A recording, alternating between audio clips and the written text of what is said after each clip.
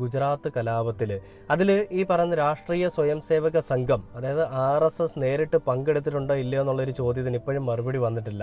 അതിൽ പല ഈ പറയുന്ന അന്വേഷണ ഉദ്യോഗസ്ഥരും SIT അടക്കം പറയുന്നത് RSSന് നേരിട്ടൊരു ബന്ധവുമില്ല എന്നുള്ളതാണ്. ഇപ്പോഴും കൃത്യമായിട്ടുള്ള തെളിവുകളുടെ അടിസ്ഥാനത്തിൽ അല്ലെങ്കിൽ അവർക്ക് കിട്ടിയിരിക്കുന്ന രേഖകളുടെ അടിസ്ഥാനത്തിൽ അവർക്ക് മനസ്സിലാവുന്നത്. എന്തെങ്കിലും ഉണ്ടെങ്കിൽ അതിനെപ്പറ്റി പുറത്തു വരുമോ?